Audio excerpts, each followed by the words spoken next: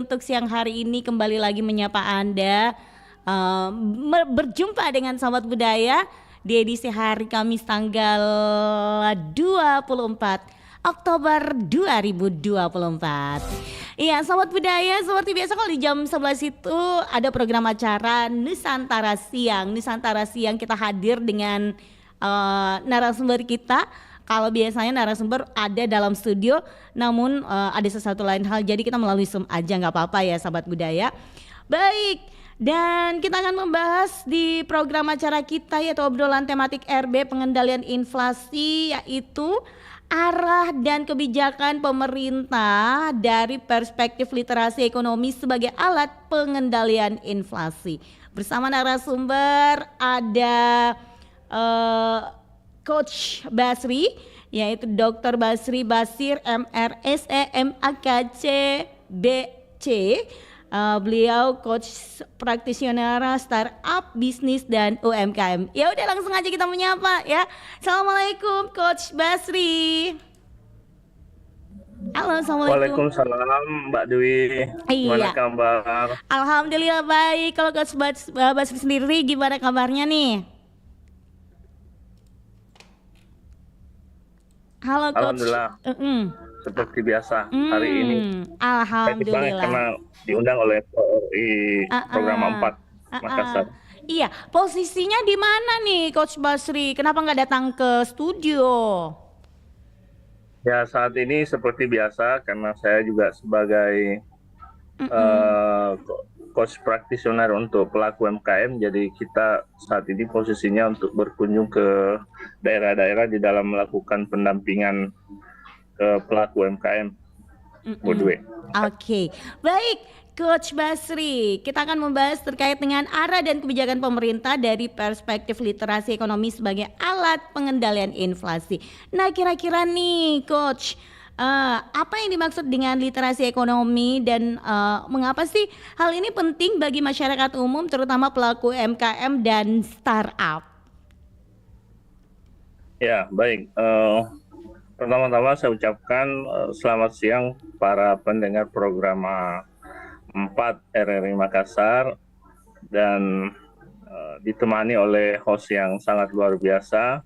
Makasih. Pada kesempatan ini kita berdiskusi atau membahas terkait dengan tema literasi ekonomi ya bagi pelaku UMKM dalam pengendalian inflasi.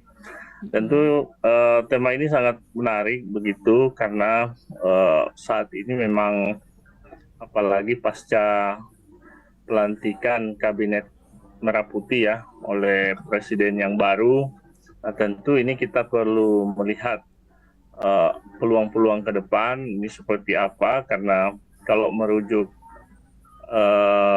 apa yang dimaksud literasi ekonomi ini adalah masyarakat ini harus diberikan pemahaman yang mendalam ya, pemahaman dasar terkait dengan ekonomi seperti apa ke depan, terkait dengan produk-produknya gitu ya, penawarannya, permintaannya seperti apa, kemudian bagaimana mengelola keuangan ya, kemudian juga melakukan analisis pasar ya, apalagi saat ini mungkin kita sudah memasuki era 5.0 ya, ya 5.0. Nah sehingga ini penting ke depan karena ke depan ini ekonomi akan berbasis digital semakin meningkat, IoT, artificial intelligence dan seterusnya.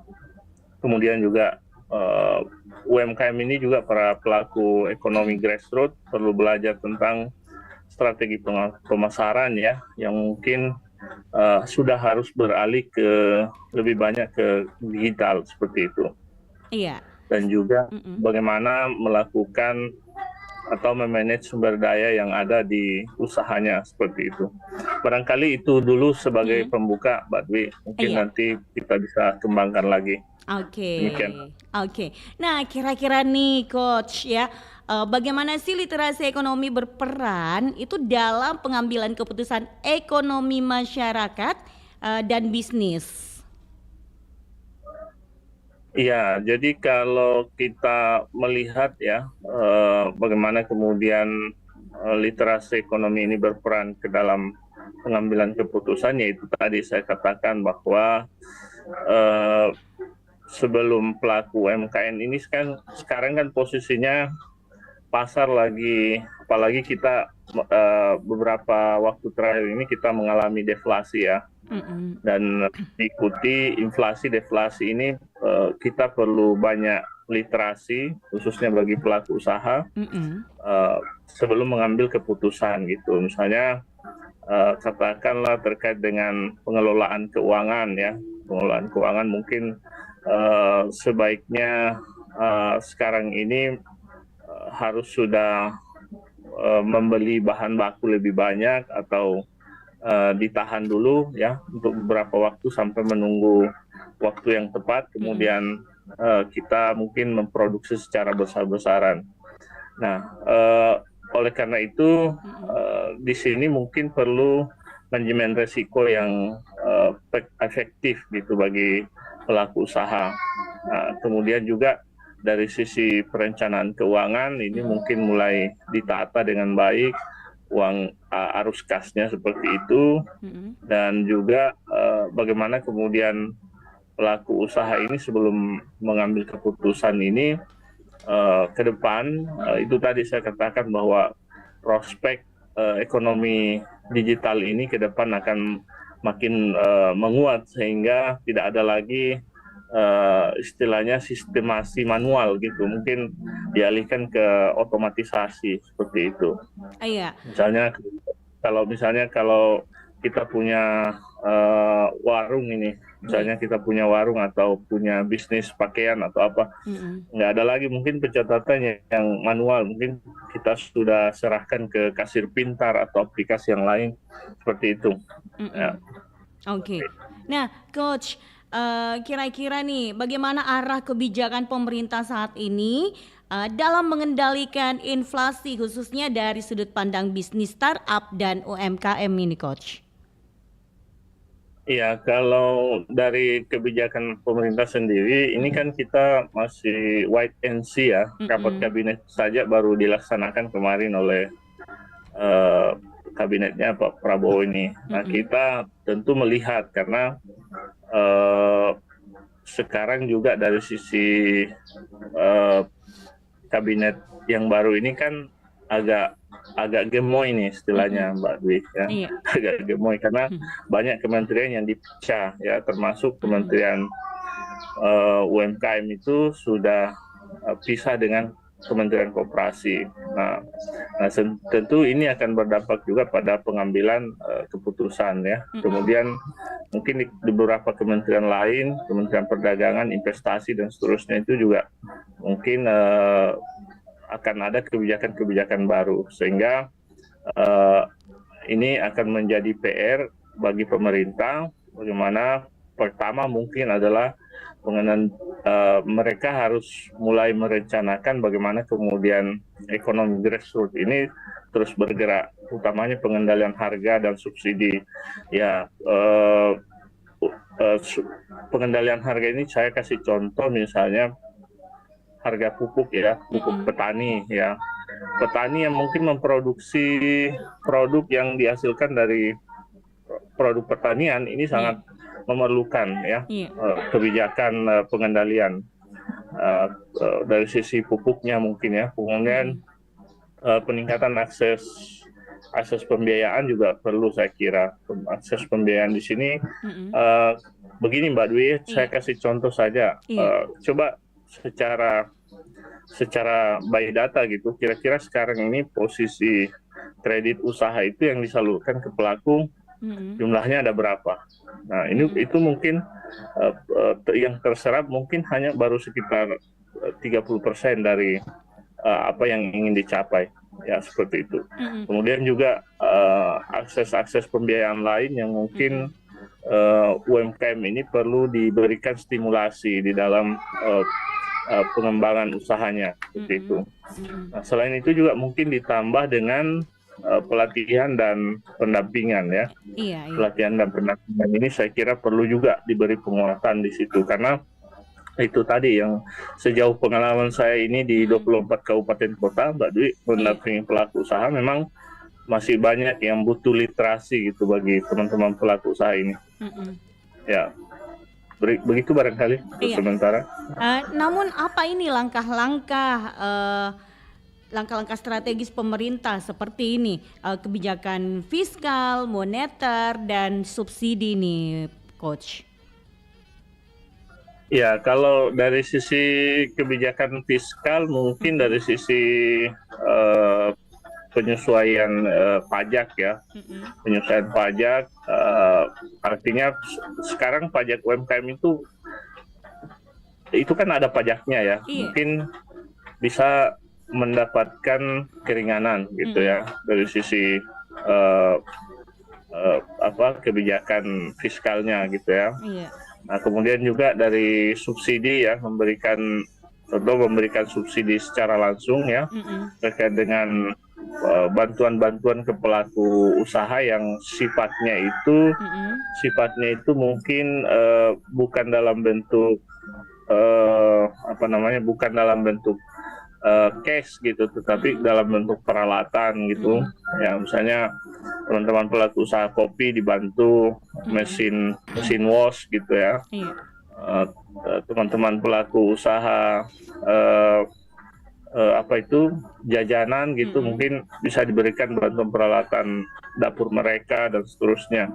Nah, sehingga ini juga bisa membantu peningkatan dari sisi kebijakan fiskal. Jadi program pajak, program subsidi ini bisa lebih maksimal lagi. Kemudian dari sisi kebijakan moneter, mungkin penyesuaian suku bunga ini perlu ditetapkan perlu diberikan sedikit stimulus oleh pemerintah ya. Kemudian dari sisi kebijakan moneter juga mungkin bisa melalui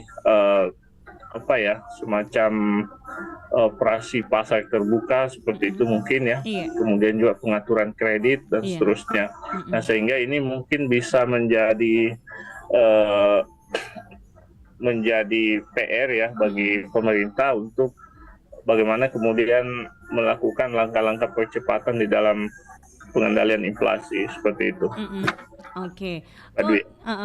Baik, Coach, sebelum kita lanjut lagi perbincangan kita pada siang hari ini, gimana kita dengarkan dulu lagu ya, Coach ya, biar Coach bikin terhibur gitu ya. Oke. Nurlela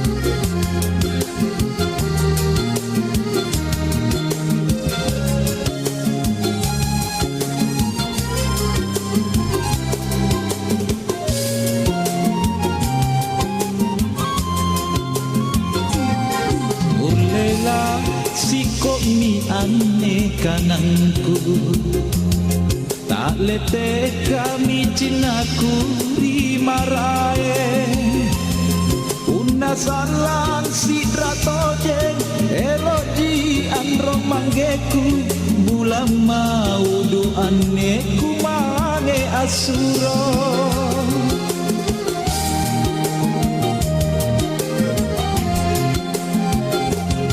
nurlela te aku bata-batai rikanangku ia lebakaku pau unamange maasuro usun rangko borong kopi lula madutaan di ribantaeng tomo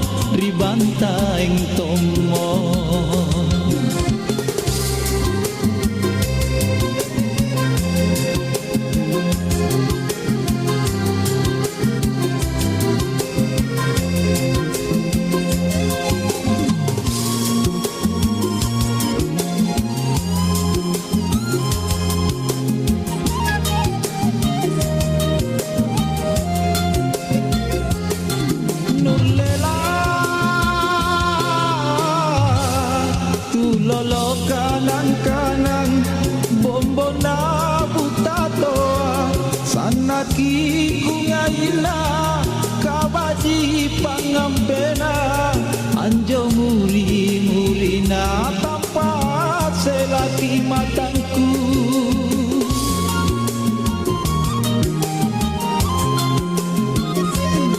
nurlela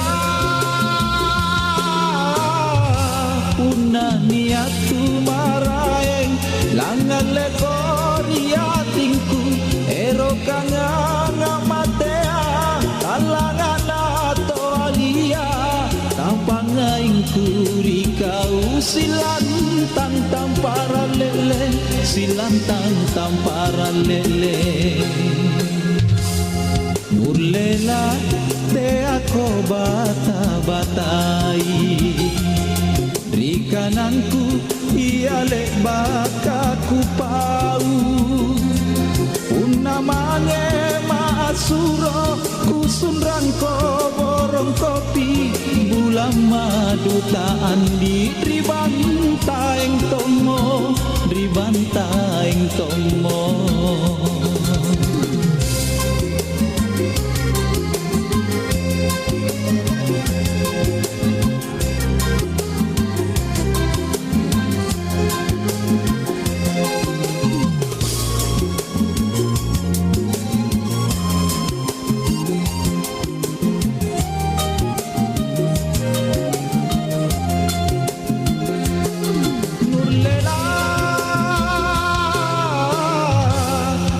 lolo kanan-kanan bombo na butatoa sanaki kungaina kabaji pangampena anjo muri-murina tanpa selaki matangku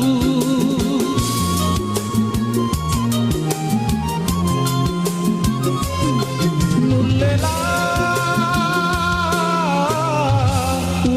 niatu maraeng langan lekoria tingku ero kanganga matea talangan ato alia kampangaing kurikau silantang tampara lele silantang tampara lele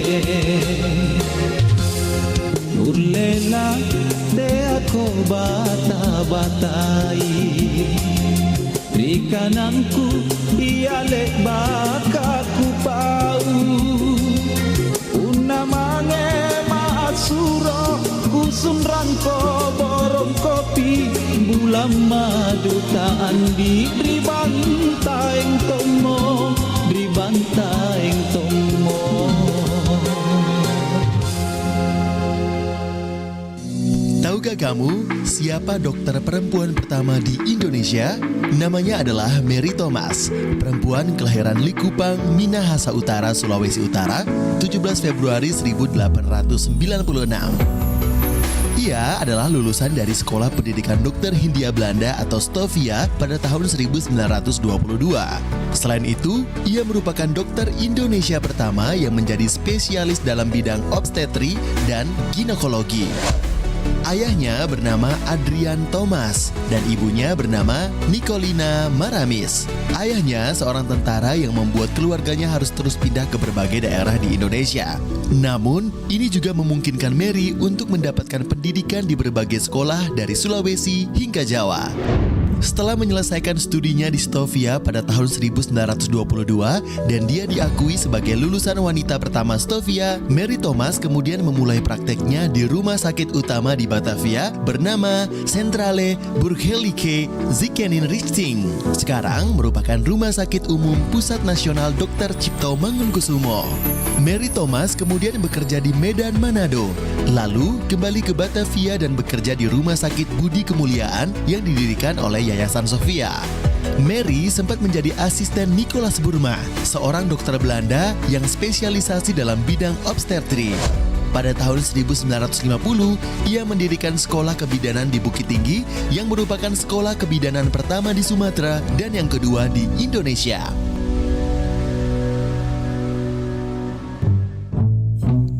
Sedapnya ikan goreng ni. Apa rahsianya Joya? Iyalah sedap. Kan pakai minyak goreng ajaib. Ajaib apa pula? Kenapa minyak hitam lega macam tu?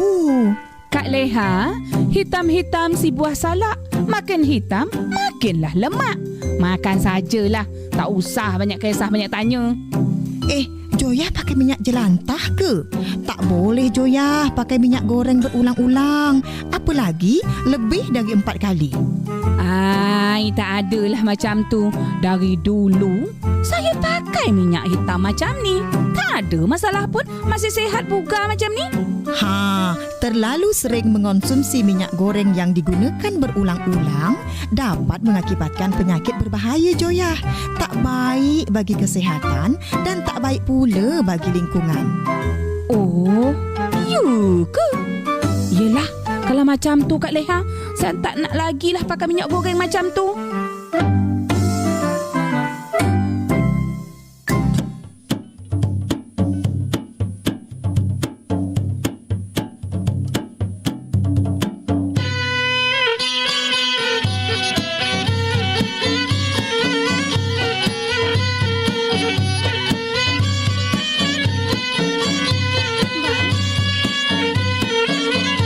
Oke, 92,5 FM Pro 4 RRI Makassar. Dan kita masih membahas di program acara Mozaik Budaya, sahabat. Oh, Mozaik Budaya bukan ya, Mozaik Budaya, tapi obrolan tematik RB pengendalian inflasi ya. Terkait dengan arah dari kebijakan pemerintah dari perspektif literasi ekonomi sebagai alat pengendalian inflasi. Masih dengan narasumber kita ada Dr. Basir MR SEMAK CBC ya, Coach Basri. Iya, Coach Basri, masih mendengarkan suara saya? Oke. Baik. Masih. Baik, kita masih membahas dengan perbincangan kita pada hari ini ya Coach ya. Langsung aja dengan pertanyaan yang selanjutnya nih. Kira-kira nih Coach ya, bagaimana sih literasi ekonomi ini dapat menjadi alat ini bagi masyarakat dan pelaku bisnis untuk ikut serta dalam pengendalian inflasi? Ya, baik. Makasih Mbak Dwi. Jadi seperti yang saya paparkan tadi, bahwa kalau kita merujuk pada konsep dasar literasi ekonomi itu, maka di sini kita sangat berharap bahwa pertama teman-teman pelaku usaha ya dan teman-teman pelaku bisnis lainnya ya dapat lebih bijak ya, utamanya di dalam mengambil keputusan ya. Jadi karena kondisi ekonomi ini tidak sedang baik-baik saja, dipengaruhi oleh deflasi dan inflasi, kemudian hari ini juga perang kondisi global sedang tidak baik-baik saja karena perang antara negara juga masih sedang berlangsung hari ini, sehingga ini mempengaruhi kondisi ekonomi global, apatah lagi di Indonesia secara khusus ya. Oleh karena itu pengambilan keputusan ini penting sekali di dalam menyikapi kebijakan-kebijakan yang akan diambil oleh pemerintah ke depan ya.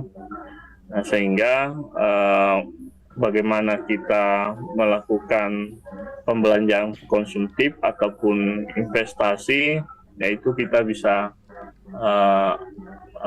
kita bisa lebih banyak referensi lah, seperti itu.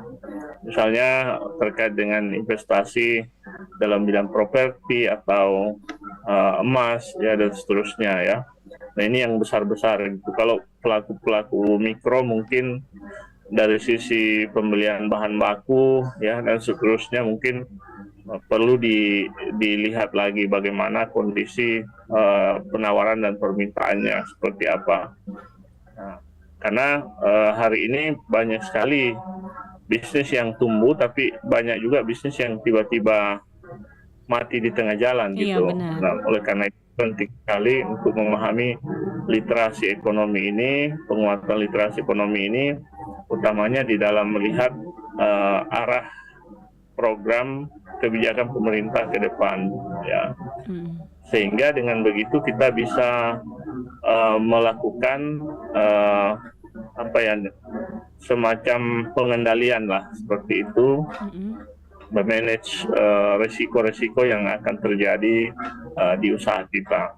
Nah, dan juga ini juga saya kira penting ya untuk bagaimana kemudian melakukan adaptasi terhadap kondisi inflasi saat ini, misalnya ya, deflasi dan inflasi. Kemudian adaptasi ini juga membuat kita akan melakukan inovasi ya di dalam usaha kita.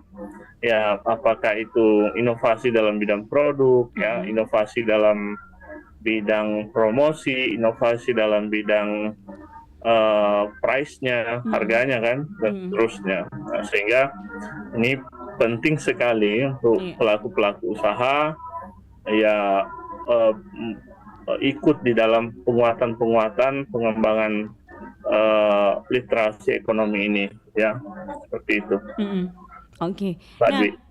Coach, kira-kira nih, bagaimana sih cara masyarakat yang paham ekonomi dapat membantu menstabilkan pasar, menjaga daya beli, dan mengurangi dampak inflasi melalui kebijakan ekonomi yang lebih bijak, Coach?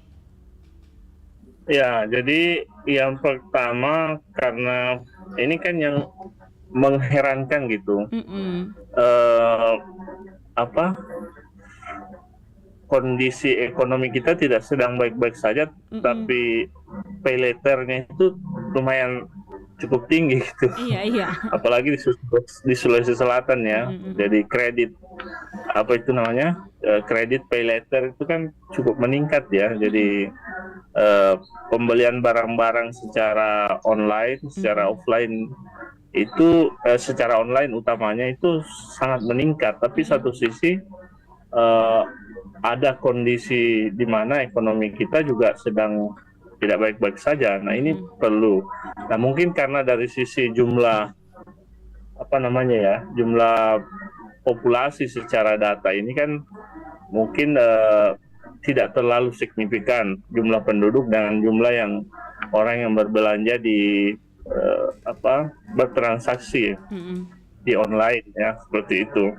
Nah, ini menjadi juga perlu ditindaklanjuti serius oleh pemerintah ya. Oleh karena itu mungkin salah satu caranya itu tadi saya bilang bahwa mungkin teman-teman pelaku usaha tahu betul ya mengalokasikan anggarannya itu, apakah ini sifatnya konsumtif atau memang hanya karena dasar keinginan aja, seperti itu. Jadi tahu mungkin memilih barang dan jasa itu dari sisi kita membutuhkan atau menginginkan gitu. Kalau hanya ingin mungkin bisa di hold dulu, seperti itu. Nah, kemudian juga dari sisi yang lain mungkin kita perlu melakukan edukasi ya. Edukasi, misalnya program-program tematik RB ini juga membantu gitu untuk penguatan literasi kepada teman-teman pelaku usaha ya, masyarakat Sulawesi Selatan pada umumnya gitu. Ya, kalau belum terlalu butuh-butuh banget, nggak usah pakai pay later gitu. Ya benar. Gitu, Iya. Atau pengurangan kartu kredit dan seterusnya. Ini kan istilahnya kan menambah utang gitu. Jadi hal-hal yang harusnya kita bisa beli cash, tapi kita lakukan pembelian secara pay later atau yang lain-lain lah platform. Makanya sekarang itu juga isu tentang pembiayaan gitu yang menawarkan secara cepat itu juga harus menjadi perhatian serius tuh bagi pemerintah, karena ada juga kan yang mungkin ada yang diawasi oleh OJK juga seperti itu. Mungkin ada yang tidak sesuai atau memang sudah masuk dalam daftar otoritas jasa keuangan seperti itu. Oke, seperti itu. Nah, Coach, kalau peran startup dan UMKM sendiri bagaimana ini dalam menghadapi inflasi dan bagaimana literasi ekonomi ini dapat membantu mereka bertahan ini, Coach? Ya, jadi kalau peran startup dan UMKM itu saya kira jelas ya, karena 98 itu kita keluar dari krisis itu karena UMKM gitu ya. Tahun 2008, 2009 juga kita keluar dari krisis itu karena UMKM juga ya, pelaku bisnis, pelaku usaha UMKM. 2000 kemarin COVID ya, ya karena COVID itu memang penyebabnya adalah virus, kita tidak bisa bertransaksi secara langsung, sehingga saya kira itu memang kemarin dampaknya sangat luar biasa. Tapi pelan-pelan ekonomi kita makin membaik. Kalau ditanya bagaimana kontribusi startup dan UMKM ini, saya kira cukup besar, sehingga saya selalu mengatakan memang perlu gitu ya perhatian serius bagi pelaku usaha ya, khususnya di Indonesia, apalagi dengan kabinet yang baru ini yang dipisah antara koperasi dan UMKM. Saya kira ini cukup menarik gitu, dan dari dulu memang saya juga sudah berkali-kali dalam berbagai forum, apakah itu forum Bank Indonesia ataupun yang lain gitu, saya setiap ada diskusi dengan kementerian gitu, saya selalu berupaya menyampaikan bahwa sebaiknya memang mungkin itu perlu dipisah antara Kementerian Koperasi dan Kementerian KM seperti itu. Ya. Oke. Coach, kira-kira ini Coach, bagaimana ini pandangan Tak ini terhadap pentingnya inovasi, efisiensi dan manajemen keuangan yang tepat bagi pelaku bisnis untuk tetap kompetitif di tengah tantangan ekonomi ini, Coach? Ya, jadi amin ya, mudah-mudahan segera jadi guru besar ya. Amin. Buku itu nyeletuk ya Prof tadi ya, kayaknya sudah aura-auranya ya. Amin. Ya, pertama begini ya, dimanapun bisnis itu kalau nggak ada inovasi mati, gitu ya. Benar. Istilahnya di mana-mana bisnis itu selalu membutuhkan kerja-kerja inovasi, kerja-kerja otak kanan gitu, sehingga perlu memang di sini saya sampaikan bahwa inilah tantangannya, karena tidak semua pelaku usaha itu seideal yang kita harapkan, bahwa mereka diharapkan semuanya mau inovatif dan seterusnya.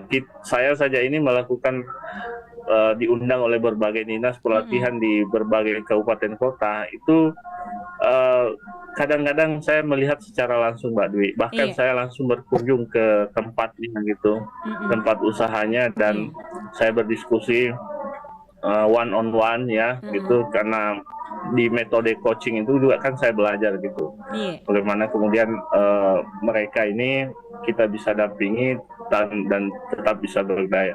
Nah, sehingga itu tadi kuncinya, bahwa teman-teman dari dinas terkait, dinas perdagangan, perindustrian, koperasi, PTSP dan seterusnya ini harus berkolaborasi, karena saya lihat juga kalau biasa pelatihan itu pesertanya itu lagi. Sehingga itu terus. Kalau bisa ada penjenjangan gitu ya. Kalau dia sudah skala mikro dinaikkan skala usaha besar, ya apa yang harus diberikan gitu. Nah, sebagian ya, kalau di Sulsel nggak ada lah soal. Kalau di tempat lain mah itu biasa ada terjadi. Nah, sehingga ini perlu pendataan yang serius. Bagi teman-teman yang diamanahi ya di dinas-dinas ini, agar bagaimana kemudian ini istilahnya teman-teman pelaku usaha dinaikkan kapasitasnya.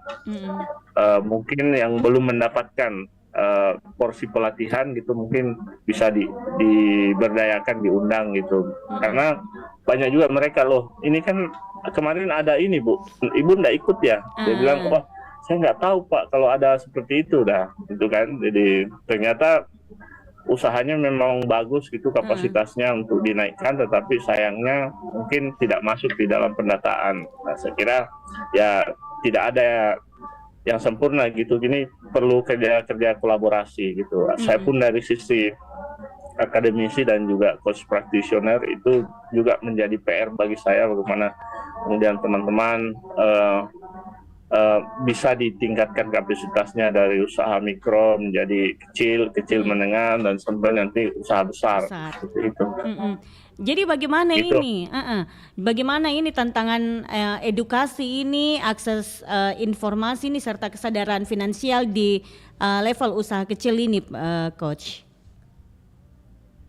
Ya, jadi dinas itu dari coach, dari dinas, dari konsultan, dari motivator, dari sebagainya, itu kita hanya memberikan edukasi.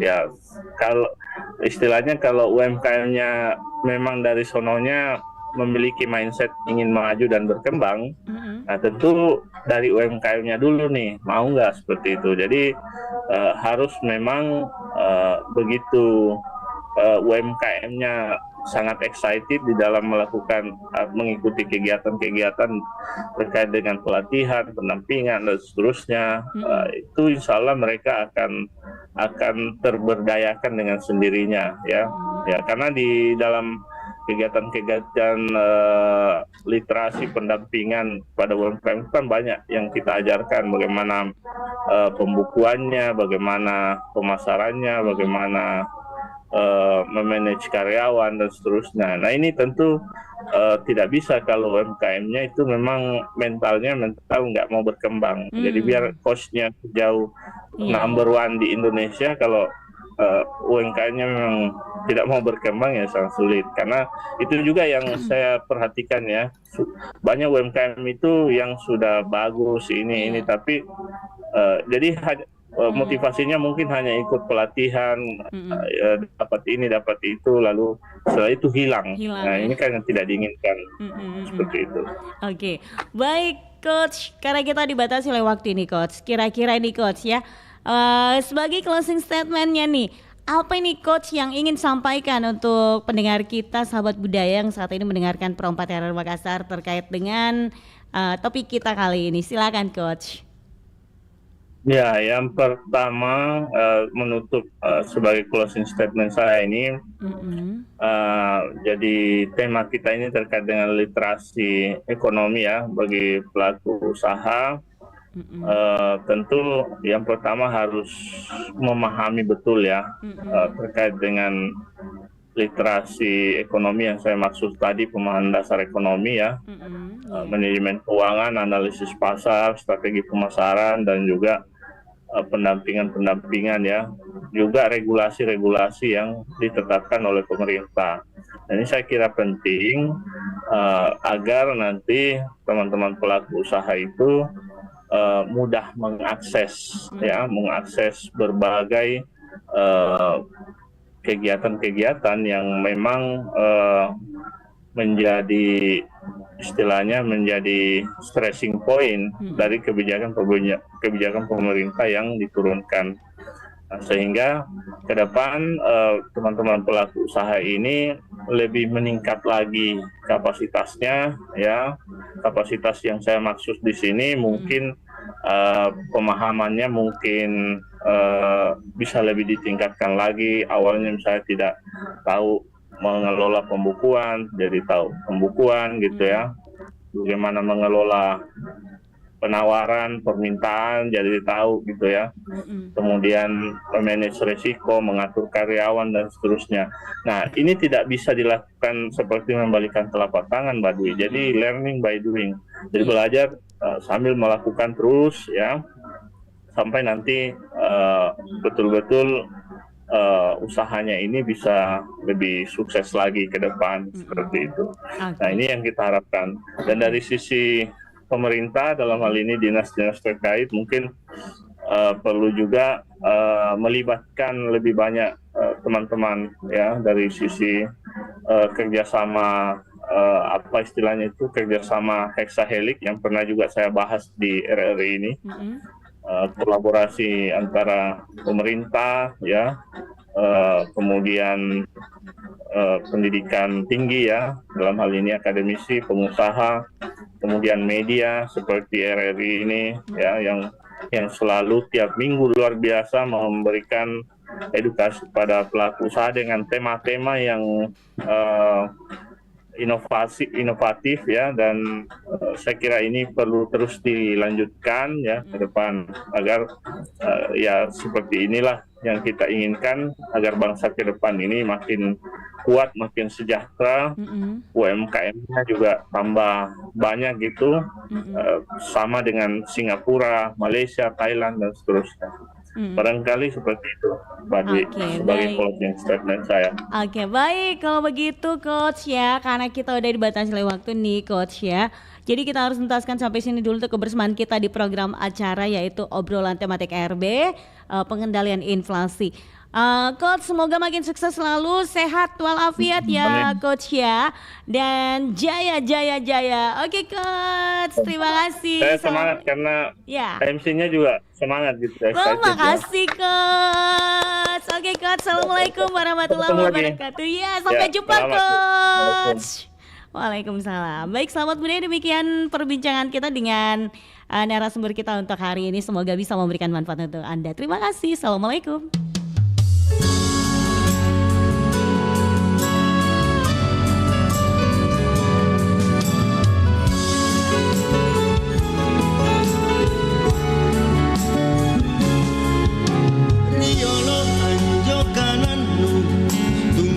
Tena ruangku, sepenaku riatinu, serejina di nyawanu, manaku pasal kalengku, unala pamiero nu, tena monjo amangeana, tena monjo parekana. Tema di simpungku, kuerak loko atinku, nuka lupai janjinu, nuka lupai kalengku, ni asalan serewatu, nu boyak ripak mai nu manaku ri kalengku, nu tena tomong riatinku.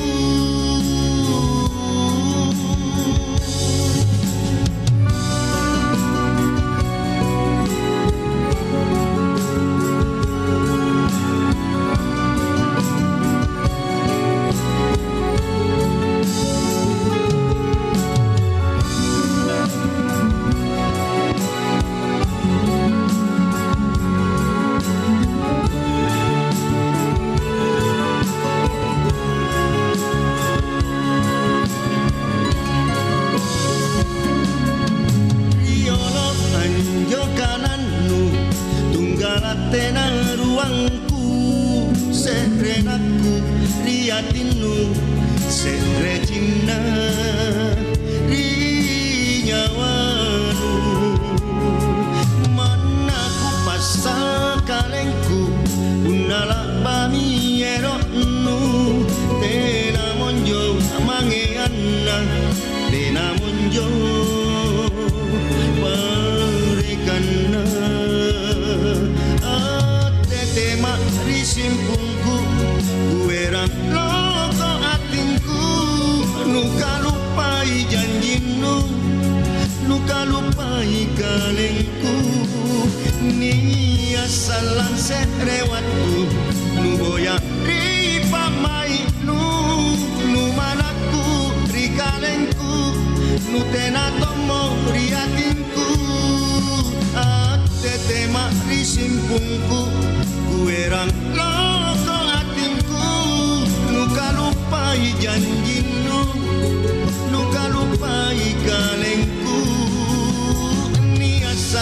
selewatku